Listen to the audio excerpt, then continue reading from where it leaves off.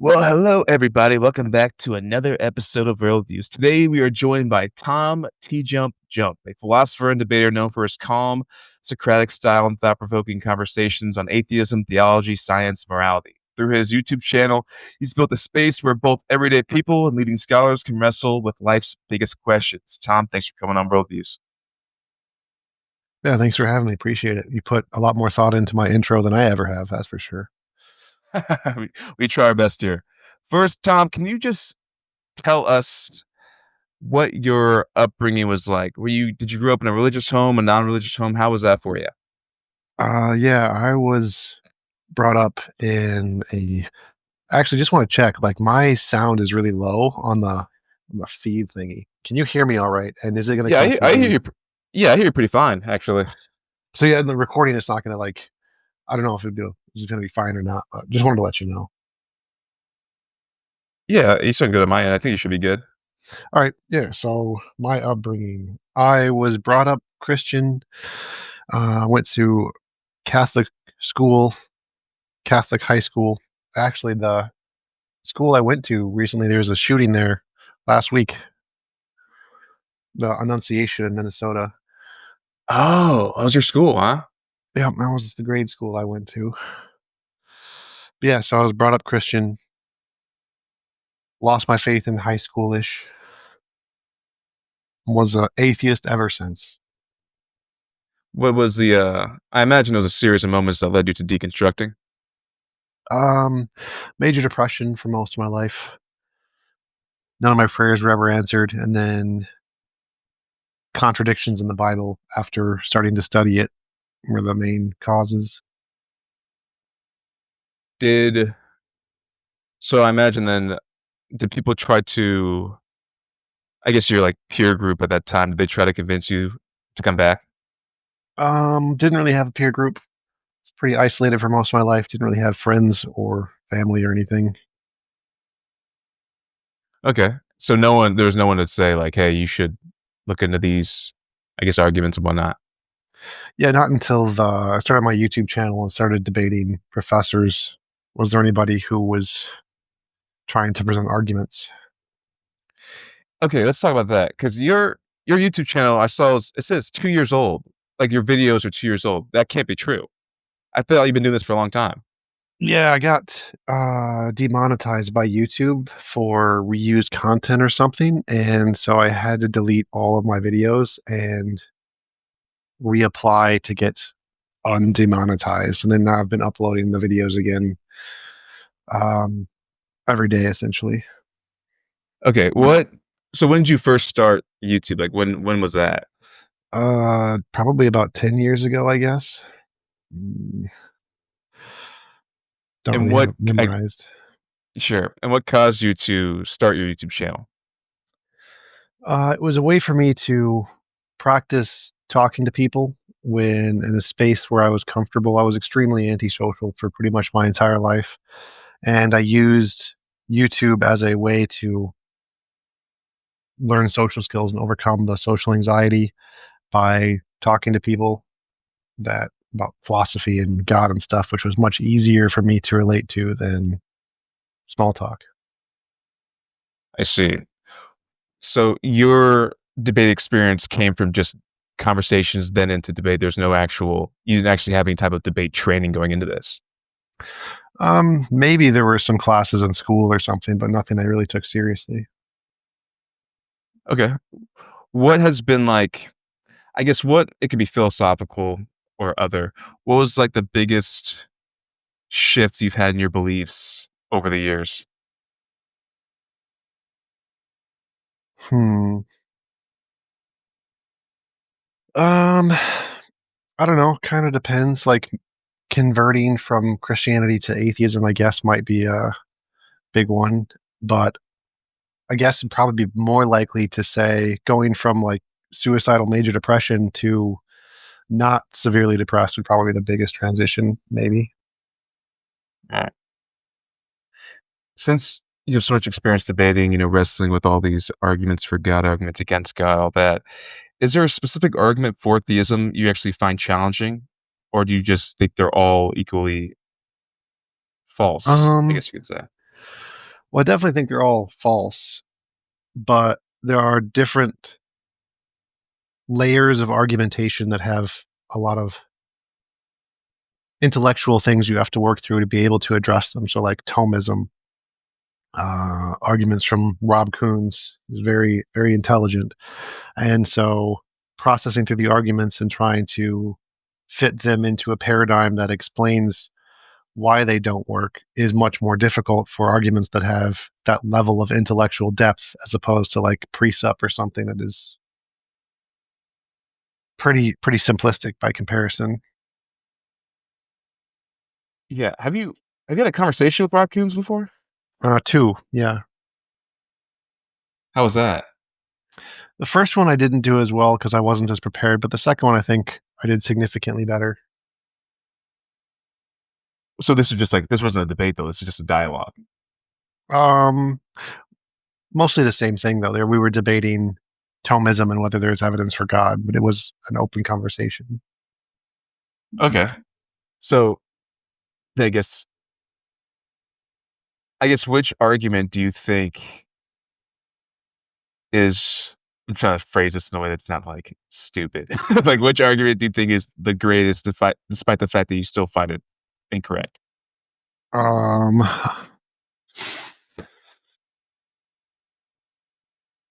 hmm. I mean, the physics-based arguments, or prior to the discovery of evolution, probably the best argument was the design argument from DNA. Just see, DNA is a code. Codes, as far as we know, are only made by minds, and so it's rational to conclude once we discovered DNA that it was made by a mind. And it wasn't until after the predictions made by evolution regarding DNA showing that it's a result of natural processes and that the natural process explanation can make progress in those fields while the design hypothesis can't make progress in those fields. It wasn't until those discoveries that it would have been rational to reject the design hypothesis for DNA. And so probably the best argument historically would have been the design hypothesis for DNA back when it was first discovered. Mm. Since your experience with debating and whatnot, do you think that's solidified your worldview, or do you think that makes you, since you engage with these conversations that are contradicted to your worldview so often, does that make you more open to changing the aspects of it? Um, Probably solidifies it more because I engage with highly academic intellectual viewpoints from the other side. And because I can rebut those pretty easily in a very easy to understand way, it probably makes it less likely that I would be able to convert because to convert, it would essentially take more evidence than has ever been presented to me by someone smarter than anybody who's presented it to me or something along those lines. And so it's probably less likely because I have more experience dealing with those arguments at that level. Yeah, because you would probably say at this point, for you to become a Christian, it would actually take like a supernatural experience with the living God. Was that correct?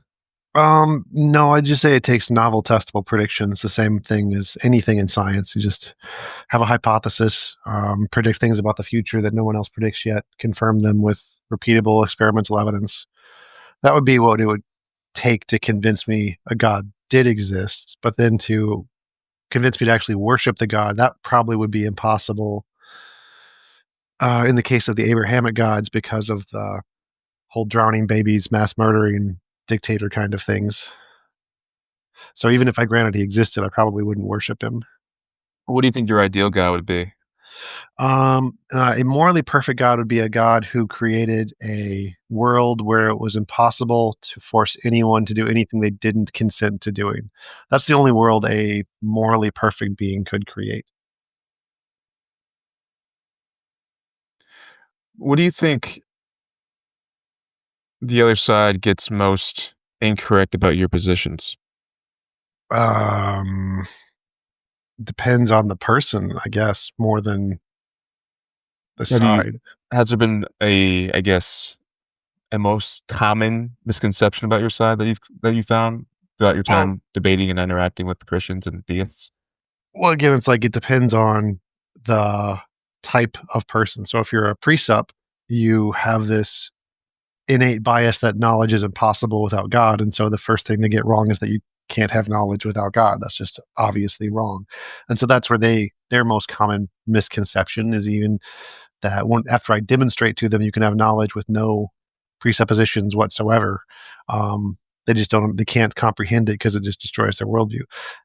Other from more classical theist approach, it would be things like that you can have morality without a God. Most Christians can't comprehend that there could be an objective system of morality without God. Yeah. Who do you think is whether it was Christian or anyone else, who do you think the smartest people you ever debated was? Rob Koons would definitely be up there. I debated a number of very intelligent academic professors, Randall Rouser, um, Kirk Durston. Haven't rewatched those debates in a while, but there are a number of them with very intelligent theists. I did one recently in Australia. Oh, I forgot his name though, but he's very intelligent. Chris Chris Mutherin, I think. You debated him in Australia, or he was from Mhm. Australia? Yeah, I flew down to Australia for a lecture I did at their conference about um, how to communicate with people with opposing worldviews.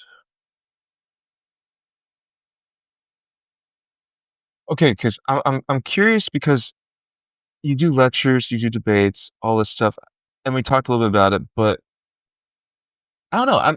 How did it feel with the transition between your social awkwardness to having more of the ability to engage with people more comfortably? Does that question kind of make sense? Um, in a way, it was kind of like the frog who's in the boiling water kind of situation, where if you just change the temperature slowly, it's becomes more comfortable. And so there are areas that began very uncomfortable, like talking to people in person, that with practice became much more comfortable. And so in most cases, I don't feel the same level of social anxiety that I started with. The only like time I still really feel it is with really attractive women. That's my biggest weakness, my kryptonite, essentially. Are you married? No. Do you want to be? Um, Probably not. I mean, I'm probably more of the date more women type rather than settle down. Because you're Minnesota, you said. Hmm. Okay, have you been in the state fair? Yeah, That place is electric. not a fan. Not a fan, really. No, get extremely bored. You get bored easily, or you just get bored at the fair easily. Well, both probably, but yes, because I don't really typically enjoy doing stuff like social events unless I'm with someone who's like really attractive.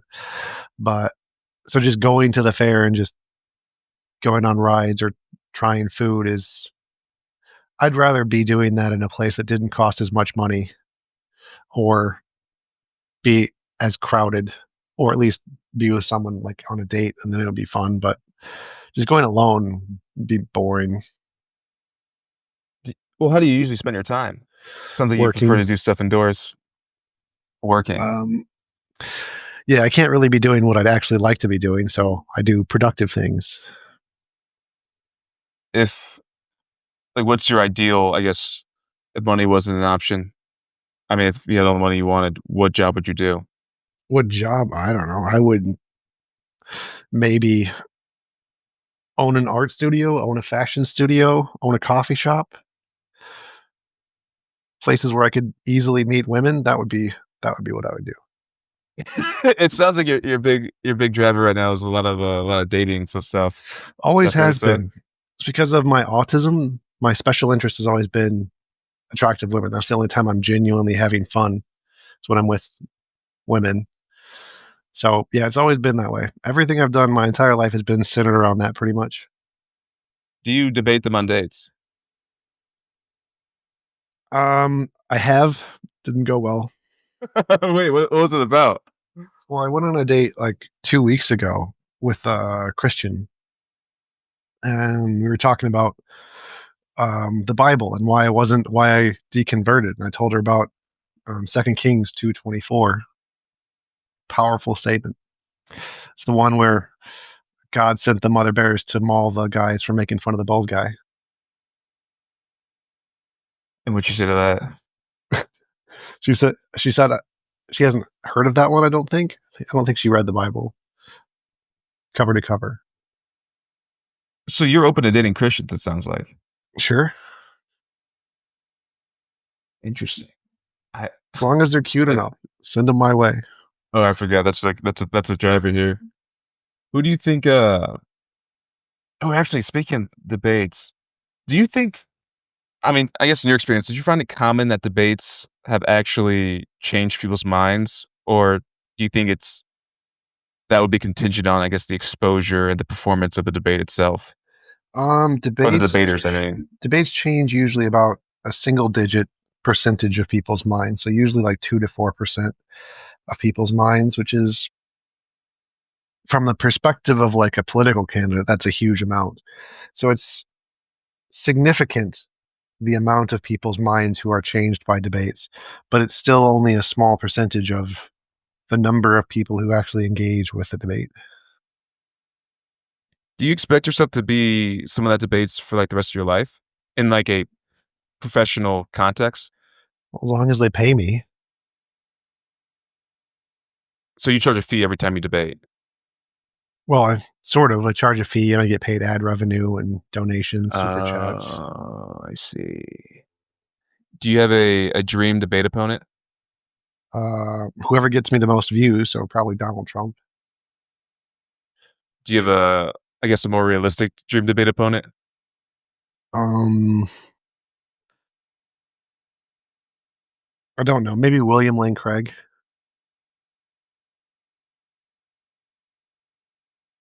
Oh, yeah, I guess just because he's, like, the tier 1 Christian apologist?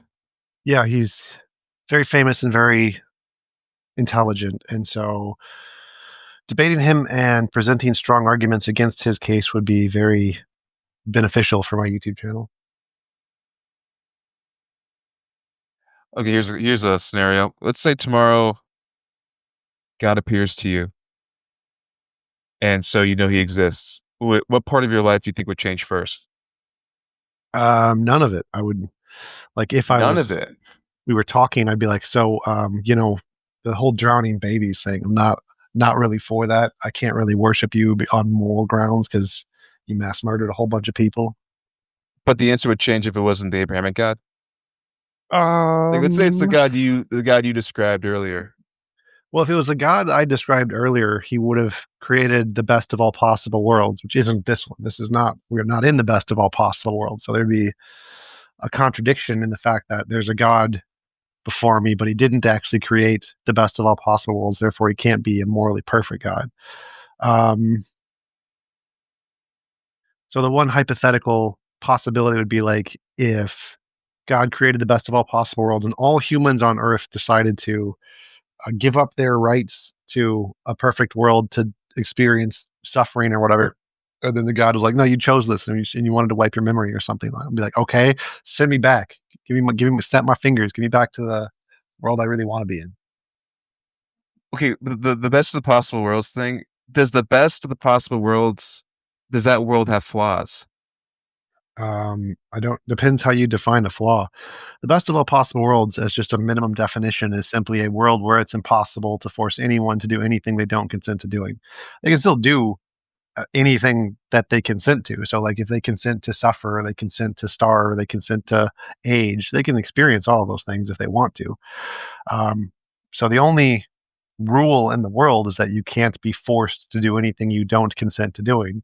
But there are no limits on what you can consent to doing. So everyone in this world can it sounds like everyone in this world would only ultimately the pursuit of satisfaction? Well, it's pursuit of whatever you want. So like you could choose, like a video game, you can choose to turn up the difficulty. You can choose to experience more pain and more suffering.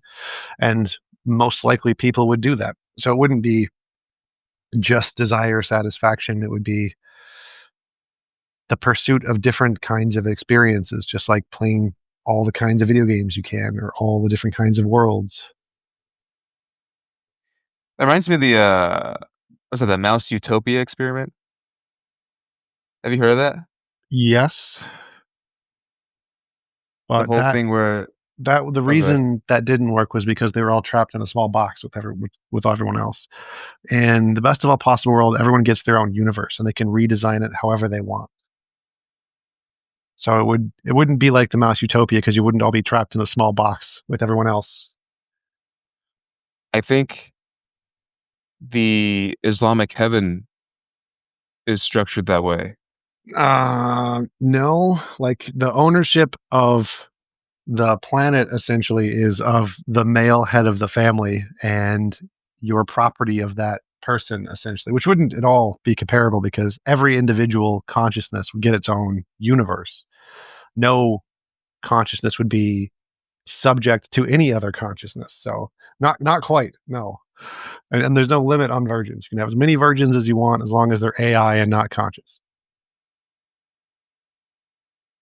Okay, interesting. Alright, what's a moral issue today that you feel the most strongly about, and why? Me not having enough girlfriends. Autistic, there's one thing I care about. Everything else is like, who cares? But I don't know. I don't. I think of moral issues in the context of which ones can we solve next. And right now, when AI essentially takes over, the easiest ones to solve are going to be a universal basic income, curing poverty, providing food, homelessness, ending homelessness. Those are things AI can solve pretty easily.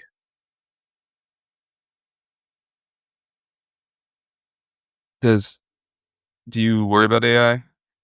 No. It's like if you think about it, can you name one technology that humans have ever invented that has been a net negative for humanity? So we're not including, like, weapons and stuff. Anything. Anything you want. What if I said an atomic bomb? Nuclear power has saved hundreds of billions of lives. So even if we took all deaths by all nuclear weapons, that's several tens of thousands. It's not even in the hundreds of thousands. Even if we take all nuclear decay disasters of Chernobyl and the ones in Japan and like the four in America, the number of lives that nuclear power has saved in one city is more than all of the deaths caused by nuclear power in the history of the planet. And there are nuclear power powers thousands and thousands of cities. But doesn't that ar I mean, that's a good point, but doesn't the argument of the whole just because there has been technology that has been a net negative world, that doesn't mean there can't be, though? Well, sure, it's an inductive argument. So, like, um, if you're going to like make a guess, is AI going to be good or bad for the future of humanity? And you wanted to try and make an educated inductive guess, you'd say, well, okay, well, is this technology any fundamentally different than any of the other technologies? Are the arguments against AI any fundamentally different than the arguments against nuclear power or weapons or fossil fuels? All of the arguments about using these things are exactly the same, that they could destroy the world, that is going to cause moral degradation. We're going to lose some of our knowledge because we don't do things anymore. Like, I don't know how to skin a fish or hunt a deer, but did that make society negatively worse because we have factory farms and agriculture? Well, no, those things improved the world.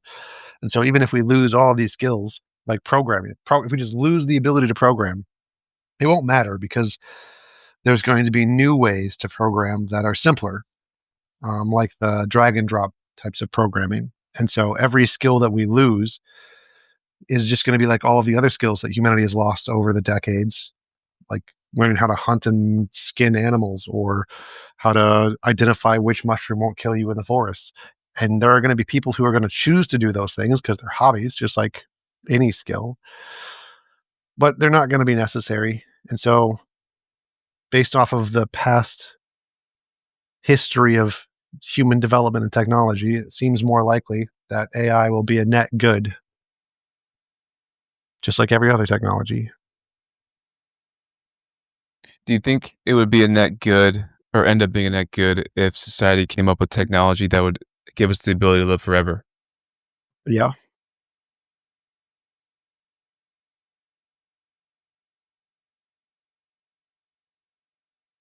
In place of but you don't think it'd be well, I guess I'm thinking like it'd be overcrowded, but then I'm thinking, well, maybe they put the consciousness in something that makes things less crowded, then that could solve a few things, but We realize there's space is a thing, right? Like two points on the overcrowdedness thing. One, if we took all humans and just threw them in a hole, the Grand Canyon, just all humans who are currently alive, and we just threw them in the Grand Canyon, it wouldn't even fill up halfway. There is no overcrowding issue. There's a traffic issue because people like certain areas better than other areas, but we could literally spread out on the planet and populate increase the population by to like 100 billion and be fine. but I was thinking, I guess, from the perspective of the humans that really like their space, like having a good amount of space around them. Or like how many miles would you like? How many square miles are there on the surface of the planet? How many people I would you mean, need? true, but by that point, people could get pretty selfish, though. You can live forever. You want more space around you. You want to see less people. A lot of people are stacking up. You're 1,000 years old. You're getting a little sick of it now. You want to buy hundreds of miles of space, maybe Which hypotheticals, though. planet would you like? Which of the 800 trillion billion planets would you like? It's a good rebuttal. Ooh, I had, yeah, okay. Because everyone brings up the morality stuff. Do you think there are dangers in grounding morality in purely secular or scientific terms? There would be no different in grounding morality in any one thing that would create some kind of a problem that it would not create in a different ideology. So, like, if you ground morality in, say, a consciousness, like a God, the consciousness makes morality subjective to the consciousness. So the consciousness change its mind, then morality is subjective. If when you want to have a morality that is the least open to change, you have to ground it in an inanimate object, like a platonic object, or like an a priori abstract, or some universal law. And then those are the least open to change, the least open to interpretation. The ones that are the most open to interpretations are things that are grounded in consciousness or feelings or intuitions, whether those are of a subjective culture or of a supreme being doesn't make a difference. They're still subjective. So the entire point of the word is that it's contingent on a subject. Um, and so potential problems of grounding a morality is that whatever you ground your morality in makes morality contingent on the thing you're grounding it in. And so you want to ground it in something that is the least likely to change. And the thing that is the least likely to change is going to be like a platonic abstract or a law of physics. Those are the things in the universe that we know are the least likely to change. And so the biggest risks are going to be grounding morality in a consciousness. Those are the biggest problems because if he drowns millions of babies, apparently that's going to be moral if you ground morality in that being's actions.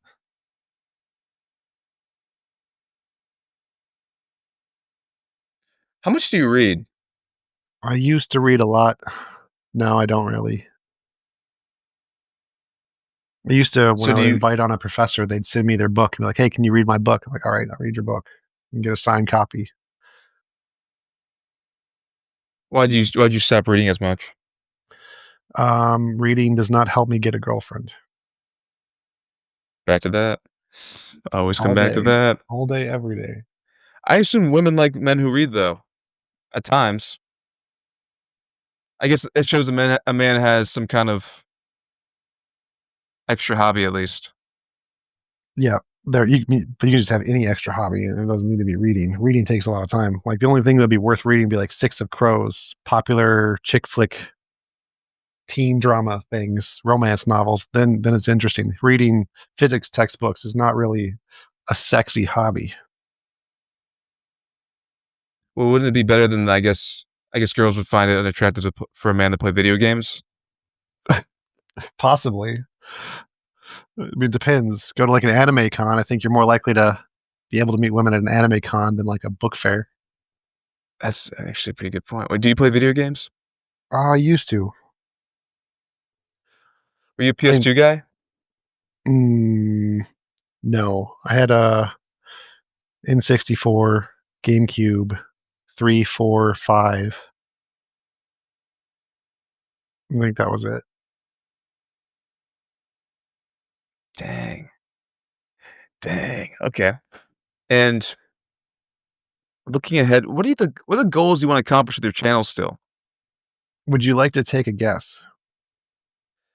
It's gonna have to do with women, I imagine. Well, you go. You got it. Yes. So that's the reason I started my channel, and the only thing that really matters to me is, like, can I use my channel to meet women or impress women? That's it.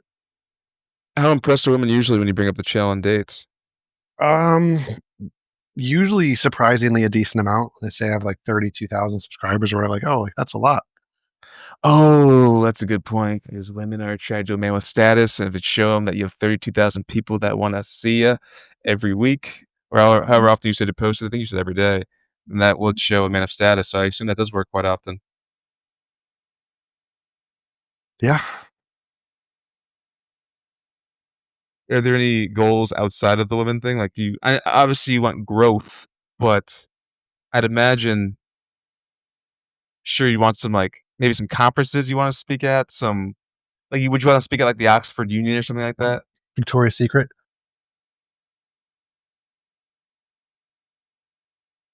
It's unbelievable.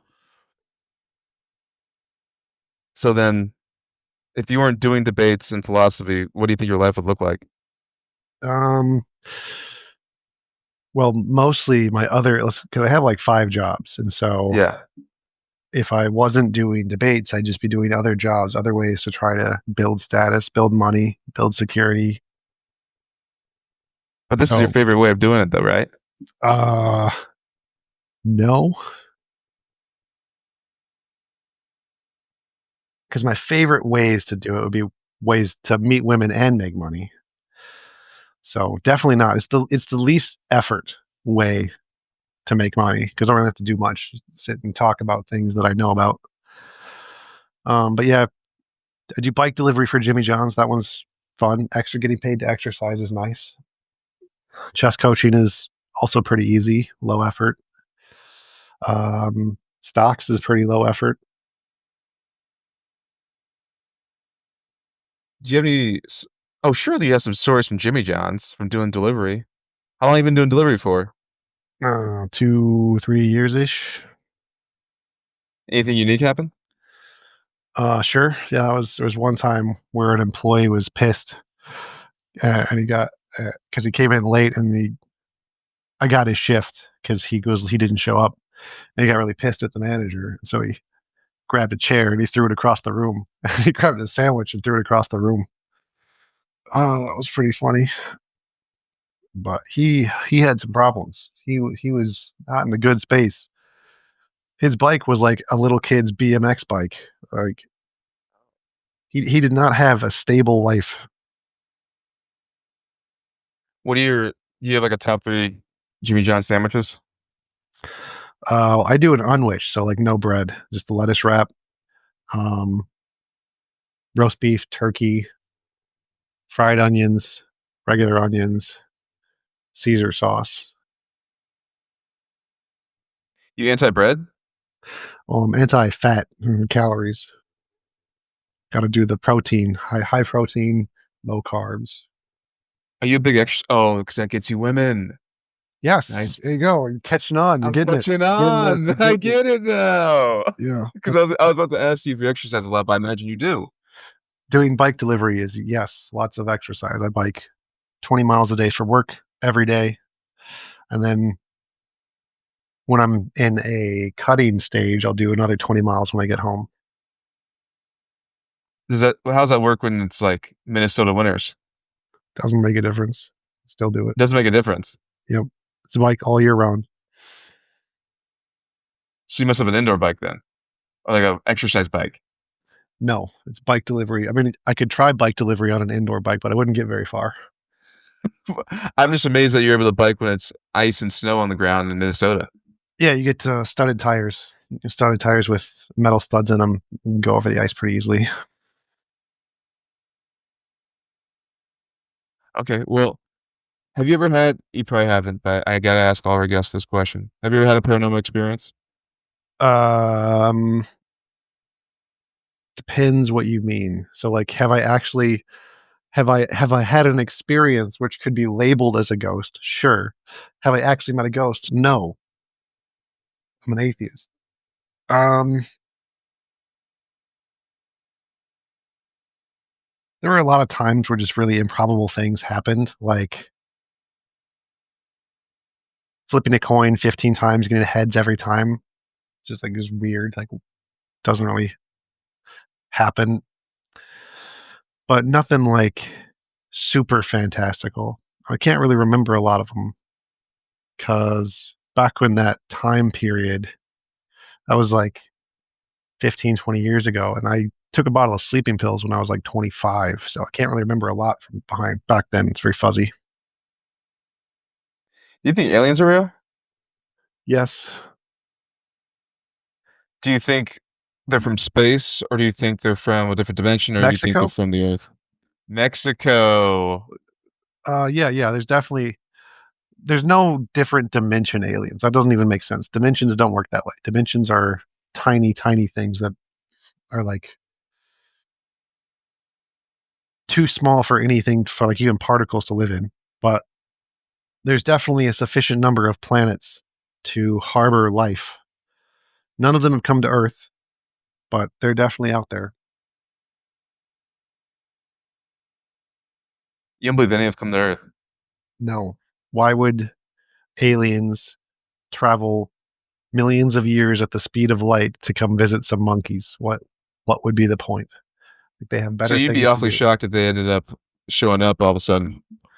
Yeah, they would be. I'd be like, you guys really spent that many years to come visit some monkeys? Like, you had nothing better to do. Really? Like, really? Well, I guess that assumes that they're from space. I mean, there's that whole theory that they have some kind of civilizations in the ocean. I don't think those would qualify as aliens. I think those would qualify as like Atlanteans. But no, there's no Atlanteans in the ocean. Okay. Oh, I had one more epistemology question for you.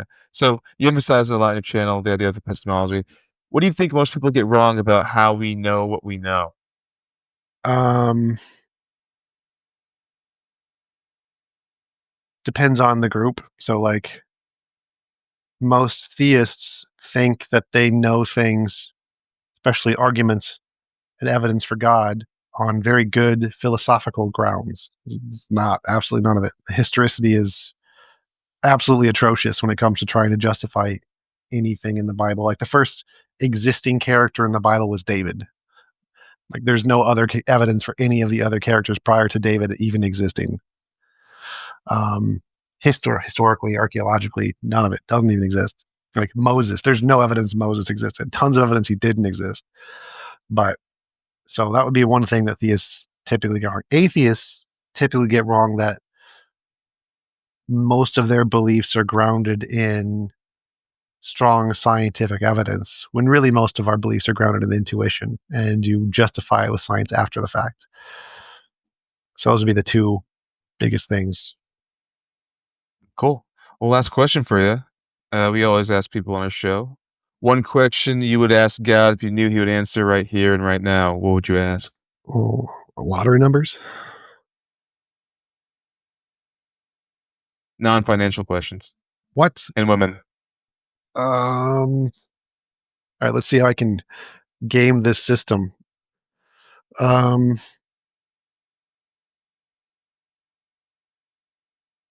Location of lost treasure. Okay. Location of a lost baseball card signed by Babe Ruth. First time you got that. Cool. Well, Tom, we appreciate you coming on. Any final words, tips, pieces of advice or wisdom? Um, Smoke weed every day. Thank you. Tom, thanks for coming on, man. Yep. Thanks for having me. Appreciate it. Free audio post-production by alphonic.com.